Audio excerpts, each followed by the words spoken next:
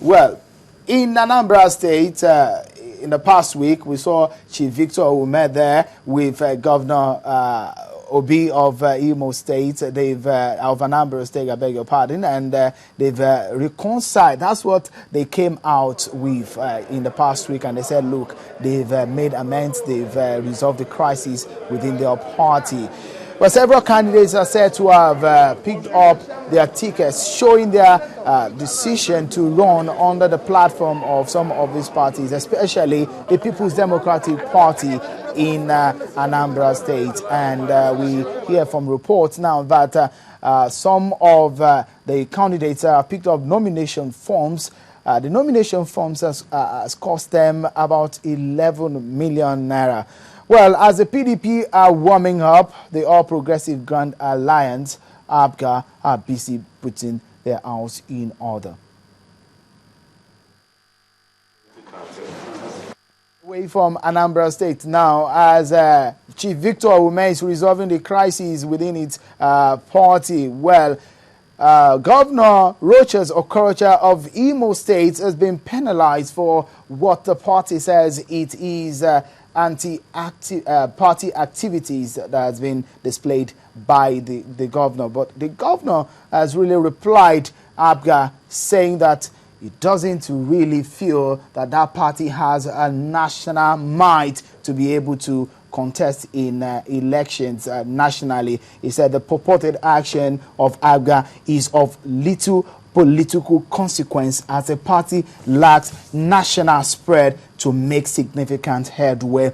It's interesting to hear this from a man who is flying the flag, or who flew the flag of his party in the governorship election, and at the moment it's expected that he is actually an APC governor, but he says no, that he is an APC governor. He's in the United States, where he said to have campaigned for APC, support for APC. Barrister Wahab Shittu, give us a sense of what you think is happening within APC, and this time around, what is the consequence and the implication of the step that Governor Rocha's Okorocha has made? This is very, very interesting. I don't think there's never a time that Governor Rocha's Okorocha has said that he's going to the merger with the mainstream APC as a political party, with the support of the mainstream. You understand me? He said he came into the merger with his own faction of APC. You understand what I'm saying?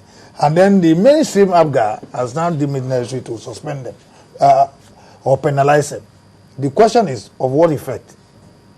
The man is saying, I am now a member of the All Progressive Congress, which has been registered as a political party. If the penalization has come before APC was registered, then one will say that the governor does not have any platform. But as it is now, he has a platform in APC.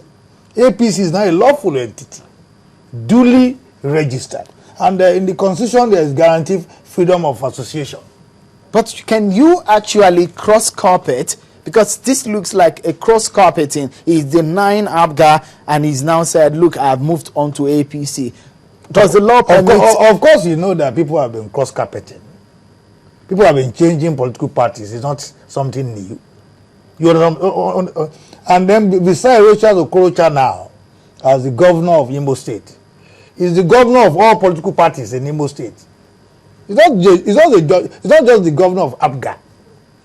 You understand? He has taken a choice that I'm going to All Progressive, Congress as a party. That party has been registered. So what is playing out is that he has renounced his membership of APC. He's now effectively a member of All Progressive Congress, which has been registered. Well, that's of course it's the party that brought him into the government house. This is the first time people have been petitioning parties that bring them to power. So is there anything that the party can do to call him to order? Well, part of what the party can do is what the party has done, is to penalize him. But the question is of what consequences. So the suspension does not hold water? Doesn't hold water. The man says he's no longer in APC, he's in APC. And APC has been duly registered.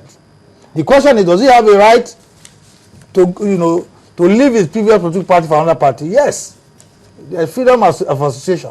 What do you think could be going on in the minds or on the minds of Governor Okorocha Do you think that what exactly What is going on the risk in the minds of Governor Okorocha, in my own perspective, is that he wants to belong to a party with sufficient national spread. He believes that APGA, as presently constituted, does not have that spread. He believes that he can actualize that, aspiration within the framework of APC. And you cannot deny the fact that APC, given the constituent elements of that body, enjoy better national spread than APGA. You understand what I'm saying? So as it is now, the man is trying to go to heaven the way he wants. Do you think he has some ambitions? That's why he's rooting for... Of course, all politicians have ambitions. And that's, you think he's not in the minority in that sense? Whether it's in the minority or in the majority is not for me to speculate at this point. But the man has the freedom of choice. And he has exercised that freedom of choice. Do you think he has calculated it well? Well, that remains to be seen. The future of APC will determine whether Charles Okorocha has a place on the negative side of history or on the positive side of history. Well, he went to the U.S. and he talked about he was supporting the APC and saying that Igbos, the Southeasterners, should support APC, that is going to give some representation nationally.